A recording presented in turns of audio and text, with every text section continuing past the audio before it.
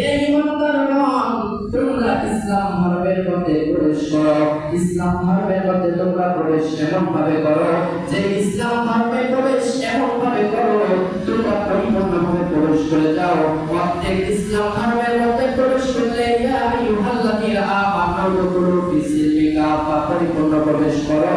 আমানু দুখুলু ফিস-সিলমি কাফা ওয়া লা তাত্তাবিউ খুতুওয়াতিশ শাইতান ইন্নাহু লাকুম আদুউম মুবিন। খুতুওয়াতিশ শাইতান, যদি তুমি পরিপূর্ণভাবে প্রবেশ না করতে পারো তুমি, তাহলে বুঝে নাও তুমি একদিন না একদিন তোমাকে শয়তান ধোঁকা দিয়ে, ওয়ালা তাত্তাবিউ খুতুওয়াতিশ শাইতান, তোমাকে শয়তান ধোঁকা দিয়ে তোমাকে এক সময় না এক সময় তোমাকে ইসলাম থেকে বাইরে করে দিবে। জোরে জোরে বলুন নাউযুবিল্লাহ। আমার বন্ধুরে, সুন্দরভাবে খেয়াল করে শুনবেন। আজকে তোমার জীবনে গুনাহ করতে করতে করতে করতে জীবনটা কালো করে ফেলেছো, কলমটারে কালো করে ফেলেছো। বন্ধু, তুমি ভাবতেছো আমি গুনাহ করেছি, এই গুনাহ হয়তো আল্লাহ মাফ করবেন না। খোদার কসম করে বলি, তুমি যত গুনাহ করো, যত পরিমাণ গুনাহ করো, আল্লাহ বলে বান্দা তুমি যত পরিমাণ গুনাহ করো সমস্যা নেই, কিন্তু তুমি খালেদ দিলে অন্তর থেকে যদি একবার তওবা করতে পারো, তোমার এক সেকেন্ডের তওবা সারা জীবনের গুনাহ আমি আল্লাহ মাফ করে দেব। জোরে জোরে বলুন সুবহানাল্লাহ। আরে বন্ধু, সুন্দর করে খেয়াল করে বুঝবেন, তোমার গুনাহ যখন করেছো আল্লাহর কাছে যদি তওবা করতে পারো, যাওয়ার মতো যদি চাইতে পারো, আল্লাহ বলে রে বান্দা, তোমার চাইতে দেবি। মায়ের কাছ থেকে সন্তান দুধ চাইলে মা যতক্ষণ দেরি করে, আমি আল্লাহ তার থেকে কম দেরি করব। জোরে জোরে বলুন সুবহানাল্লাহ। এই জন্য তওবা করতে হবে কিনা, তওবা করতে হবে কিনা বলেন তো দেখি। এখন বলেন তো দেখি, চাওয়ার মতো চাইতে হয়, চাইলে সবই পাওয়া যায়। এখন আল্লাহর কাছ থেকে আমরা চাওয়ার মতো চাইবো নাকি না চাওয়ার মতো পাইবো? এই জন্যই বলতেছি, চাওয়ার মতো চাইলে সব জায়গায় থেকে পাওয়া যাবে। আপনার দেশের যদি একটা প্রধানমন্ত্রী থাকে, প্রধানমন্ত্রী পর্যন্ত আপনি কিন্তু ট্রেনে যাইতে পারবেন না, আপনার মাধ্যমে যাইতে হবে। আপনার মসজিদের একটা প্রধান দরকার, আপনি যদি এমপির কাছে যদি দরখাস্ত দেন, এখন বলেন তো দেখি এমপির কাছে গিয়ে আপনি মাপ নেবেন না নত স্বীকার হয়ে বলবেন? নত স্বীকার হয়ে বলতে হবে, ভাই আমার মসজিদের এটা প্রয়োজন অথবা আমার এলাকার রাস্তা প্রয়োজন। নত স্বীকার করিয়া অর্থাৎ তার সুনাম করিয়া তার কাছে চাইতে হবে। কথা বলেন ঠিক কিনা? তার কাছে যদি ভালোভাবে চাও, তাহলে তোমার রাস্তা, তোমার মসজিদ গতিতে দেরি করবে না।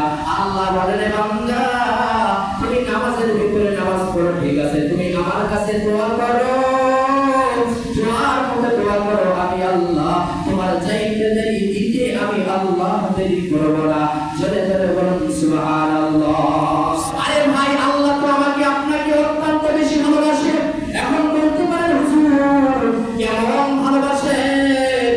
আল্লাহ তোমাকে জান থেকে ভালোবাসেন। আল্লাহ দুনিয়ার বুকে 1% ভালোবাসা দিয়েছেন আর আল্লাহর কাছে 99% ভালোবাসা রেখেছেন। এখন বলতে পারেন ঠিক, বলেন তো দেখি আল্লাহর ভালোবাসা বেশি না কম? দুনিয়ার ভিতরে সবচাইতে বেশি ভালোবাসেন কে? দুনিয়ার ভিতরে সবচাইতে বেশি ভালোবাসেন কে? মা।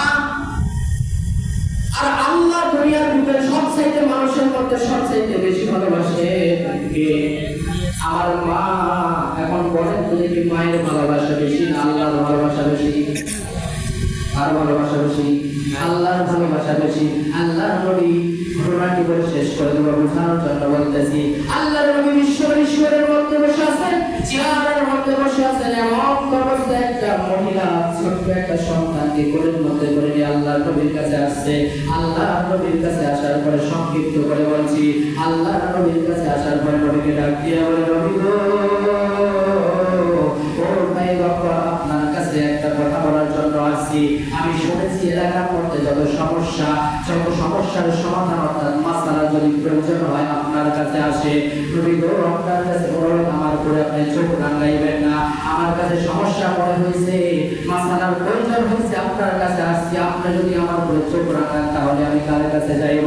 নবীকে ডাক দিয়ে বলে, নবী গো,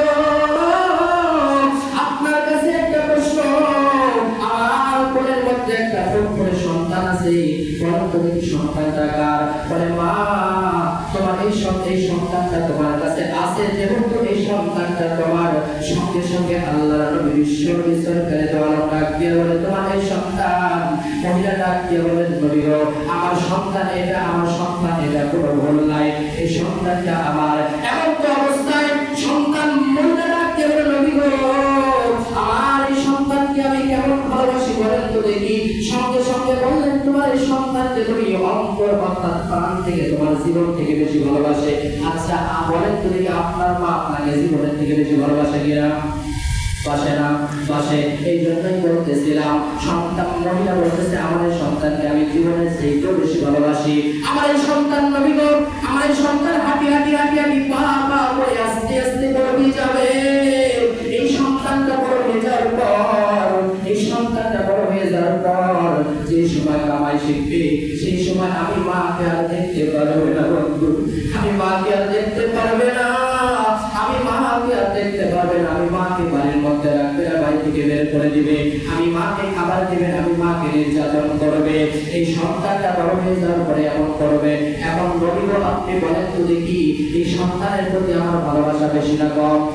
এমন তো অবস্থায় বলতেছে, আমার এই সন্তানের প্রতি আমার যতই খারাপ আমার সন্তান হোক, তবু আমার সন্তানের ভালোবাসা আমার কাছে অত্যন্ত বেশি।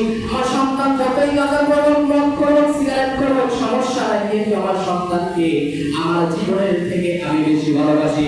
জোরে জোরে বলুন ঠিক কিনা? এমন তো অবস্থায় নবীজি ডাক দিয়ে বলেন, না, তোমার সন্তানকে তুমি জীবনের থেকে বেশি ভালোবাসো, এটা মিথ্যা বলার কোনো সুযোগ নাই। তোমার সন্তানকে তুমি বেশি ভালোবাসতে পারো। এমন অবস্থায় আল্লাহর নবীর কাছ থেকে আল্লাহর নবীকে ডাকতে বলে, নবী গো, আমার সন্তান এত খারাপ হওয়া সত্ত্বেও আমি এত পরিমাণ ভালোবাসি। আচ্ছা বলেন তো দেখি নবী গো, আমার ভালোবাসা বেশি না আল্লাহর ভালোবাসা বেশি? আপনারা বলেন, কার ভালোবাসা বেশি? এখন মহিলা বলতেছে, নবী বলতেছেন আল্লাহর ভালোবাসা বেশি। মহিলা বলতেছে, না না, আমি মানি না। কি বলবেন এখন? মহিলা কি বলতেছে? আমি মানি না, আল্লাহর ভালোবাসা বেশি, মানি না। সঙ্গে সঙ্গে নবী চোখ রাঙায়, মহিলা ডাক দিয়ে বলে, নবী চোখ রাঙাইলেন না, আপনাকে আমি আগেই বলেছি আমার উপরে চোখ রাঙাবেন না। বললেন নাকি? আগেই বলেছি চোখ রাঙিয়ে কথা বলবেন না। আপনার কাছে সমস্যার সমাধান নিতে এসেছি, আমাকে সমস্যার সমাধান দেন। এমন অবস্থায় মহিলা যেই সময়ের মধ্যে ডাক দিয়ে বললেন, আমার এই সন্তান এত খারাপ হওয়া সত্ত্বেও আমি এই সন্তানকে 100% বেশি ভালোবাসি, আমার জীবনের চাইতেও বেশি ভালোবাসি। নবী গো, বলেন তো দেখি, আপনি বললেন আল্লাহর ভালোবাসা বেশি, আল্লাহর ভালোবাসা বেশিটা কেমনে আমাকে বোঝাই দেন? তাহলে আল্লাহর ভালোবাসা বেশি সব দিক দিয়ে। মহিলা বলে, না না, এটা আমি মানি না। আল্লাহর ভালোবাসা যদি বেশি হইতো, তাহলে দুনিয়ার মধ্যে মানুষ গুনাহ করতো, মদ খাইতো, সিগারেট খাইতো, মাদক সেবন করতো, জেনা করতো, যত খারাপ কাজ সব খারাপ কাজ করতো। তবুও আল্লাহর ভালোবাসা বেশি, ভালোবাসার খাতিরে এই মানুষগুলোকে সবগুলোকে জান্নাতে দিয়ে দেওয়ার দরকার ছিল। আর আল্লাহ যেহেতু জাহান্নাম বানাইছে, মানুষদেরকে জাহান্নামে দিবে। তবুও আমি মানি না, আল্লাহর ভালোবাসা বেশি। আল্লাহর ভালোবাসা বেশি মানে আমি মা, আমার সন্তান যতই খারাপ হোক না কেন, আমি মা, আমার জীবনের বিনিময় হলো আমার সন্তানকে বাঁচাইব। এখন নবী বলেন, যদি এলাকার মাতাব্বর যদি এসে বলে, তোমার এই সন্তান খারাপ, তোমার সন্তানকে জীবন্ত আগুনের মধ্যে পোড়াইব, অর্থাৎ এলাকাবাসী সবাই মিলে তোমার সন্তানকে শাস্তি দিব, বলে নবী গো, আমি তাও মানি না, আমি তাও মানি না। আরে ভাই, আপনার সন্তান যদি খারাপ হয় আর এলাকার মানুষ যে যদি বলে তোমার সন্তানকে জ্বলন্ত আগুনের মধ্যে পোড়াইব, খারাপ তো, খারাপ তো।